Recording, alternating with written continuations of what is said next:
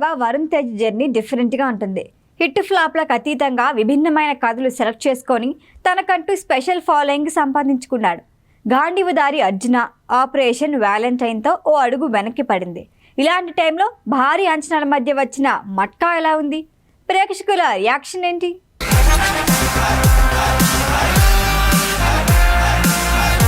వరుణ్ తేజ్, మీనాక్షి చౌదరి, నోరా ఫతేహి, నవీన్ చంద్ర నటించిన మట్కా మూవీకి కరణ్ కుమార్ దర్శకుడు. నవంబర్ 14న రిలీజ్ అయింది.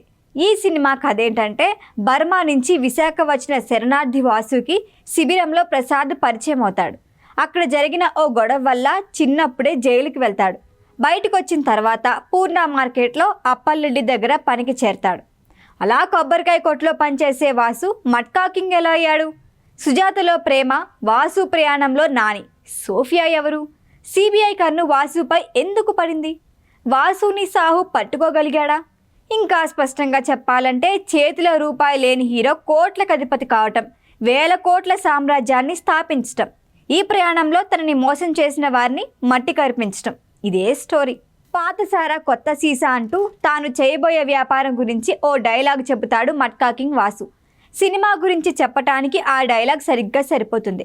కథలో కొత్తదనం లేదు, కానీ ఇంట్రెస్టింగ్గా తెరకెక్కించడంలో దర్శకుడు సక్సెస్ అయ్యాడు అని చెప్పాలి. కానీ ఇంటర్వెల్ వరకు అస్సలు మట్కా బ్యాక్డ్రాప్ స్టోరీనే మొదలు కాలేదు. యాక్షన్, ఎమోషన్ ఈ రెండింటిలో ఏ వైపు మొగ్గు చూపాలో అర్థం కాక కొన్ని సన్నివేశాల్లో దర్శకుడు తడబడ్డాడు అని అర్థమవుతోంది. ఇప్పుడు భారీ యాక్షన్ సీన్ ఉంటుందని ఆశించిన ప్రతిసారి ప్రేక్షకులకి నిరాశ తప్పదు.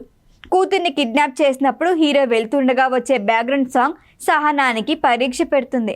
హీరో హీరోయిన్ల ప్రేమ కథ కూడా పెద్దగా ఇంట్రెస్ట్ క్రియేట్ చేయదు.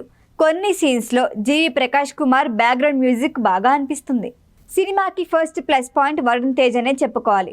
నటుడిగా వరుణ్ తేజ్ మట్కా వాసు క్యారెక్టర్కి ప్రాణం పోశాడు. వివిధ దశలో వాసు పాత్రలో ఒదిగిపోయాడు. మీనాక్షి చౌదరికి మరోసారి రెగ్యులర్ కమర్షియల్ రోల్ దక్కిందంతే. నోరా ఫతేహి స్క్రీన్ ప్రెజెన్స్ బాగుంది. మిగిలిన వారంతా వారి క్యారెక్టర్స్కి తగ్గట్టు నటించారు. మట్కా గేమ్ ప్రేక్షకులకి కొత్తే కానీ ఆ స్టైల్ ఆఫ్ స్టోరీ అస్సలు కొత్త కాదు. రొటీన్ స్టోరీని కమర్షియల్ ఫార్మాట్లో తీయటంతో సినిమా ఎక్కువసేపు చూసినట్లు అనిపిస్తుంది. వరుణ్ నటన, లుక్ అదిరిపోయినా మూవీ ఆశించిన స్థాయిలో ఉండకపోవటం నిరాశపరుస్తుంది. ఈ వీడియో కనుక మీకు నచ్చినట్టయితే లైక్ చేయండి, షేర్ చేయండి, సబ్స్క్రైబ్ చేయండి. అలాగే పక్కనే ఉన్న బెల్ ఐకాన్ని క్లిక్ చేయండి.